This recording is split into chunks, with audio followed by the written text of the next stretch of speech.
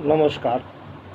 आज हिंदी व्याकरण से कक्षा अष्टम के लिए संज्ञा की परिभाषा और भेद सुधारण। सबसे पहले संज्ञा की परिभाषा। संज्ञा किसे कहते हैं?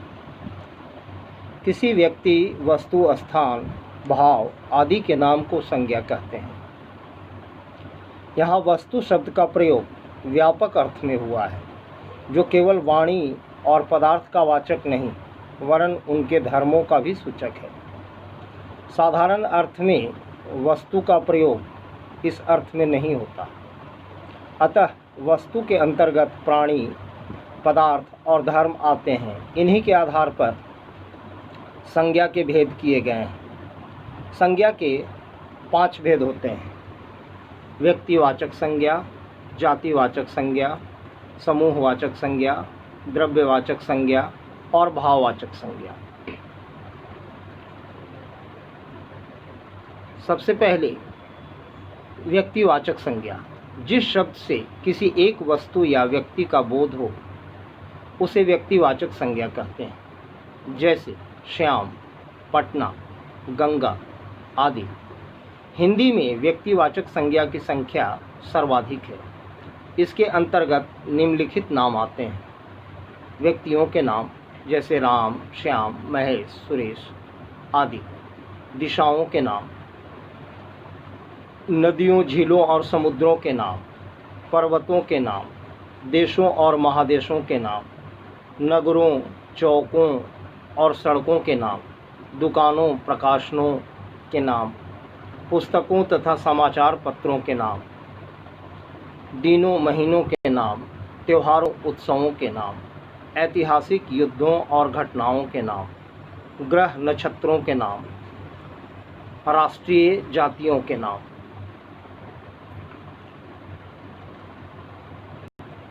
दूसरा, जातिवाचक संज्ञा। जिन संज्ञाओं से एक ही प्रकार की वस्तुओं अथवा व्यक्तियों का बोध हो, उन्हें जातिवाचक संज्ञा कहते हैं। जैसे मनुष्य, पहाड़, नदी आदि। मनुष्य कहने से संसार की मनुष्य जाति का, पहाड़ कहने से संसार के सभी पहाड़ों का और नदी कहने से सभी प्रकार की नदियों का जातिगत बोध होता है। जातिवाचक संज्ञाओं में निम्नलिखित समाविष्ट होते हैं: संबंधियों, व्यवसायों, पदों और कार्यों के नाम,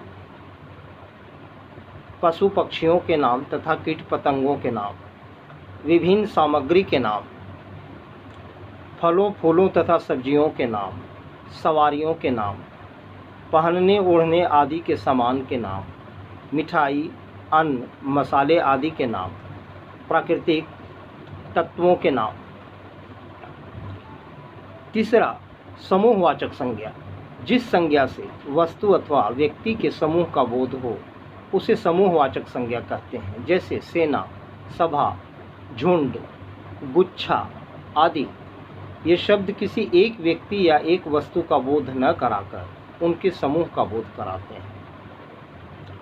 चौथा, द्रव्यवाचक संज्ञा।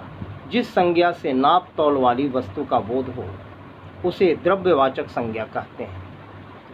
इस संज्ञा का सामान्यतः बहुवचन नहीं होता है। जैसे सोना, चांदी, लोहा, पानी, दूध, तेल आदि। और पांचवा, भाववाचक संज्ञा।